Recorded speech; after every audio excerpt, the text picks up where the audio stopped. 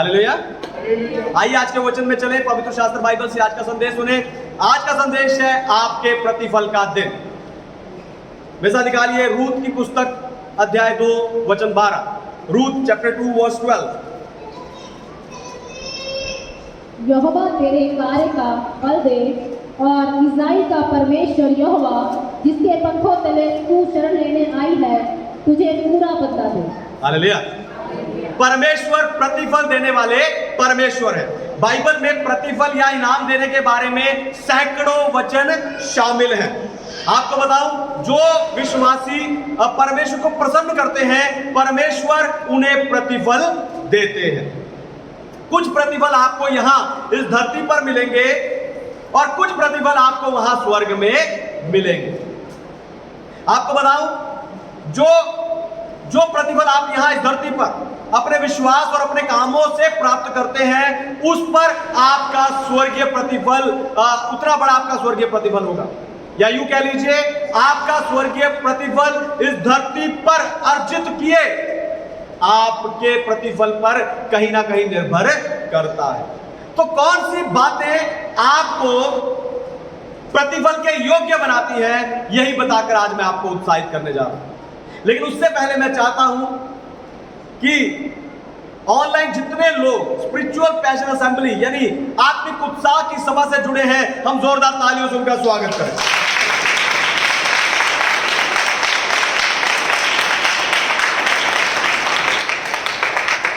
आपके प्रतिफल का दिन। सबसे पहली बात, परमेश्वर अपने खोजने वाले को प्रतिफल देते हैं।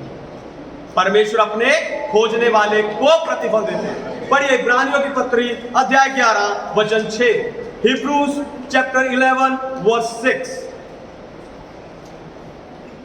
और विश्वास बिना उसे प्रसन्न करना अनहोना है, क्योंकि परमेश्वर के पास आने वाले को विश्वास करना चाहिए कि वह है और अपने खोजने वाले को प्रतिफल देता है।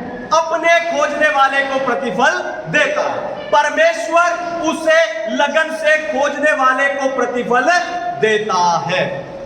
दूसरा, इतिहास की पुस्तक में कई उदाहरण हैं जो ये बताते हैं कि परमेश्वर को खोजने वालों को परमेश्वर प्रतिफल देते हैं। पर राजा उजिया को सफलता का प्रतिफल दिया। राजा आसा के राज्य में शांति का और विश्राम का प्रतिफल दिया। राजा यहोशापात को समृद्धि और महिमा का प्रतिफल दिया। भजन संहिता 34 अध्याय 10 वचन कहता है कि जवान सिंहों को घटी हो सकती है और वे भूखे भी रह सकते हैं, पर यहोवा के खोजियों को किसी भली वस्तु की घटी नहीं होगी। इसलिए आप अपने सारे आलस को छोड़कर परमेश्वर की खोज में और लग जाइए। हालेलुया।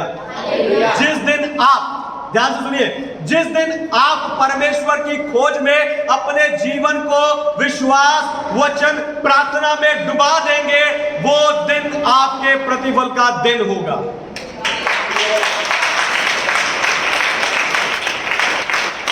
मेरी प्रार्थना है परमेश्वर को खोजने की आपकी लगन शैतान की सारी सामर्थ को तोड़कर अपना प्रतिफल प्राप्त करें।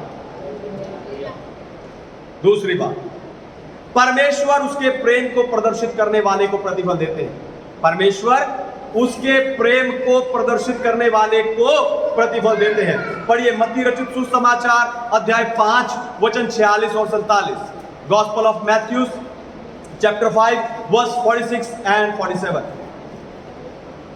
क्योंकि यदि तुम अपने प्रेम रखने वालों ही से प्रेम रखो तो तुम्हारे लिए क्या फल होगा? क्या महसूल लेने वाले भी ऐसा ही नहीं करते? यदि तुम केवल अपने भाइयों ही से को नमस्कार करो तो कौन सा बड़ा काम करते हो? क्या अन्य जाति भी ऐसा ही नहीं करते? इसलिए चाहिए कि तुम सिद्ध बनो जैसा तुम्हारा स्वर्गीय पिता सिद्ध है। हालेलुया। परमेश्वर के नाम की महिमा। तो परमेश्वर उसे प्रतिफल देते हैं जो यीशु के प्रेम और उसके स्वभाव को प्रदर्शित करता है। जो आपके आसपास रहते हैं, जो आपके अपने हैं, जो आपसे प्रेम करते हैं, उनसे प्रेम करना आसान है, पर जो विश्वासी प्रभु यीशु के स्वभाव को प्रदर्शित करता है वो अपने को कष्ट देने वाले को क्षमा करता है, अपने को सताने वाले को वो क्षमा करता है, उसे श्राप देने वाले को वो आशीष देता है। हालेलुया। उसे श्राप देने वाले को वो आशीष देता है, बुरा करने पर भी वो उन लोगों के साथ भला ही करता है। फिलिपियों की पत्री 2 अध्याय 5 वचन कहता है कि जैसा मसीह यीशु का स्वभाव है वैसा तुम्हारा भी हो। पर हम अपने आप को किसी मशहूर व्यक्ति जैसा बनाना चाहते हैं। हालेलुया। हमारे स्कूल की कोई टीचर से हम प्रभावित हो जाते हैं, अपने किसी पड़ोसी से, किसी मित्र से या किसी ऊंचे व्यक्ति से प्रभावित हो जाते हैं और हम सोचते हैं कि हमें भी क्या करना चाहिए, हमें अपने आप को वैसा बनाना चाहिए। हालेलुया। पर यहां संत पौलुस कह रहे हैं कि अपने स्वाभाविक और स्वार्थी स्वभाव को छोड़कर अपने आप को मसीह यीशु जैसा बनाएं। हालेलुया। अपने स्वभाव को मसीह यीशु जैसा बनाओ। जब आप यीशु की तरह प्रेम करेंगे, जब आप यीशु की तरह क्षमा करेंगे, जब आप यीशु की तरह तरस खाएंगे, जब आप यीशु की तरह सेवा करेंगे, यानी जब आप पूरी तरह मसीह यीशु के स्वभाव को प्रदर्शित करेंगे, वो दिन आपके प्रतिफल का दिन होगा। हालेलुया। तीसरी बात, परमेश्वर उसके सेवकों का सहयोग करने वाले को प्रतिफल देते हैं। परमेश्वर उनके सेवकों का सहयोग करने वाले को प्रतिफल देते हैं। पढ़िए मत्ती रचित सुसमाचार अध्याय 10 वचन 40 से लेकर 42। Gospel of Matthew chapter 10 verse 40 to 42। जो तुम्हें ग्रहण करता है वह मुझे ग्रहण करता है, और जो मुझे ग्रहण करता है वह मेरे भेजने वाले को ग्रहण करता है। जो भविष्यवक्ता को भविष्यवक्ता जानकर ग्रहण करे वह भविष्यवक्ता का बदला पाएगा, और जो धर्मी को धर्मी जानकर ग्रहण करे वह धर्मी का बदला पाएगा। जो कोई छोटा में से एक को मेरा चेला जानकर केवल एक को थोड़ा ठंडा पानी पिलाए, मैं तुमसे सच कहता हूँ वह किसी रीति से अपना प्रतिफल ना खोएगा। हालेलुया। परमेश्वर के नाम की महिमा हो। तो जब आप परमेश्वर के दासों को और दासियों को परमेश्वर की तरह ग्रहण करते हो, तब परमेश्वर आपको प्रतिफल देते हैं। परमेश्वर के दास आपके पास उसका वचन और उसका सुसमाचार लेकर आते हैं। इसलिए परमेश्वर के दासों को ग्रहण करने का अर्थ यीशु को ग्रहण करना है। परमेश्वर के दासों को अस्वीकार करना और परमेश्वर के दासों को ठुकराने का अर्थ मसीह को अस्वीकार करना है। हालेलुया। पहला तीमुथियुस की पत्री अध्याय 5 वचन 17 कहता है कि परमेश्वर के दास 2 गुने आदर के योग्य हैं। क्यों? क्योंकि परमेश्वर के दासों के आदर में परमेश्वर का आदर भी शामिल है। हालेलुया। परमेश्वर के दास 2 गुने आदर के योग्य क्यों है? ध्यान से सुनिए, दोबारा सुनिए। क्योंकि परमेश्वर के आदर में परमेश्वर का आदर परमेश्वर के दासों के आदर में शामिल है। हालेलुया। तो जिस दिन आप परमेश्वर के दासों को आदर देते हो, दुगना आदर देते हो, वो दिन आपके प्रतिफल का दिन होता है। हालेलुया। याद रखिए, परमेश्वर के दास जो आशीषें आपको देकर जाते हैं, ध्यान सुनिए, परमेश्वर के दास जो आशीषें आपको देकर जाते हैं वही आपके जीवन का प्रतिफल बनते हैं। हालेलुया। इसलिए अपने जीवन में देखें कि आप परमेश्वर के दासों का सहयोग कैसे कर सकते हैं, कहां और कैसे कर सकते हैं। कुछ बातें मैं बताता हूं। आप परमेश्वर के दासों का सहयोग पैसे से कर सकते हैं। आप परमेश्वर के दासों का सहयोग चर्च के लिए प्रार्थना करके कर सकते हैं। आप परमेश्वर के दासों का सहयोग जो चर्च में जो सेवा है उस सेवा के बीच में सहयोग कर सकते हैं। अरे दरी बिछाना है, बाहर जो चप्पलों को रखना है, और जितनी यहाँ सेवकाई है उस सेवकाई में यहाँ अशर का काम करना, यहाँ आराधना करना, वो सब सेवकाई में हिस्सा लेकर आप क्या कर सकते हैं? सेवा कर सकते हैं, सहयोग कर सकते हैं। इस हॉल का किराया देने में आप सहयोग कर सकते हैं। सुसमाचार सुनाकर लोगों को चर्च लाकर आप सहयोग कर सकते हैं। अपने पास्टर के साथ, अपनी कलीसिया के साथ मजबूती से खड़े रहकर आप सहयोग कर सकते हैं। हालेलुया। पर मुश्किल क्या है? मुश्किल यह है, पिछले हफ्ते मैंने एक परिवार के बारे में सुना। वो सारा हिसाब किताब रखते हैं, घर के बजट का नहीं, परमेश्वर के दासों को दिया बजट। हालेलुया। पिछले हफ्ते मैंने सुना कि एक ऐसा परिवार है जो एक एक बात का हिसाब रखता है। पास्टर को कितना दान दिया, वीरवार आया कितना दिया, संडे आया कितना दिया, दशमांश कितना था वो लिखा, है ना, और जो वो दिया ये दिया, है ना, जो भी दान दिया वो सब क्या करते हैं, वो एक एक करके उसको नोट करते हैं, लिखते हैं। हालेलुया। ऐसे लोग सहयोगी नहीं है, ऐसे लोग सहयोगी नहीं है, क्योंकि परमेश्वर हर्ष से देने वालों से आनंदित होता है। हालेलुया। इसलिए परमेश्वर के दासों का सहयोग हर्ष से कीजिए, उत्साह से कीजिए, तब आप प्रतिफल पाएंगे। हालेलुया। चौथी बात, परमेश्वर गुप्त में भलाई करने वाले को प्रतिफल देते हैं। परमेश्वर पढ़िए मत्ती का सुसमाचार अध्याय 6 वचन 11, gospel of Matthew chapter 6 verse 1। सावधान रहो, तुम मनुष्यों को दिखाने के लिए अपने धर्म के काम ना करो, नहीं तो अपने स्वर्गीय पिता से कुछ भी फल ना पाओगे।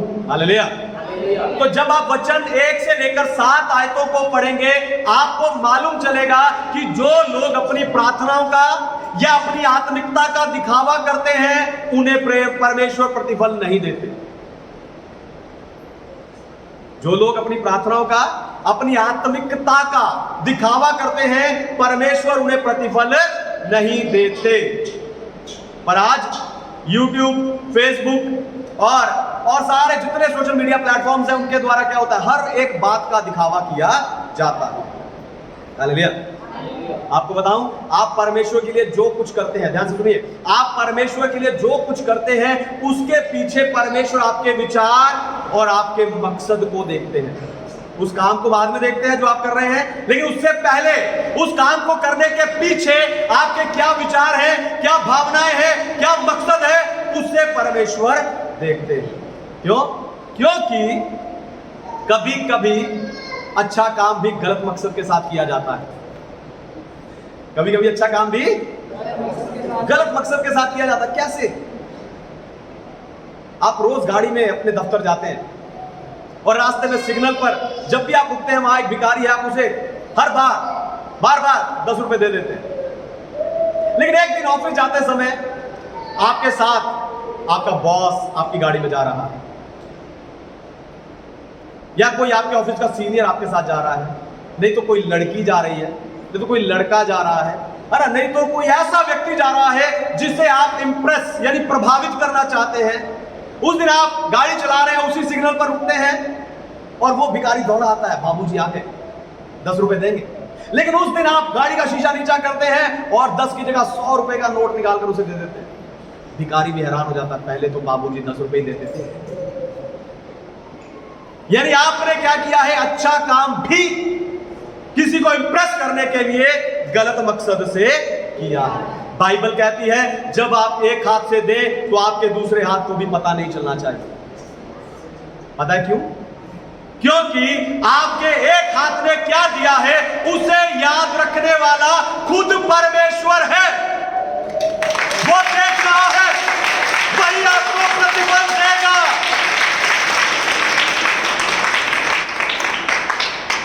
पांचवी और आखिरी बात, परमेश्वर उसकी सेवा करने वाले को प्रतिफल देते हैं।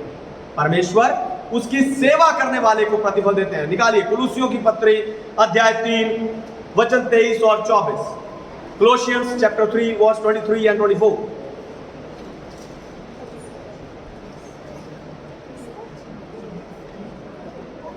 कुलुसियों अध्याय 3 वचन 23 और 24, जल्दी से।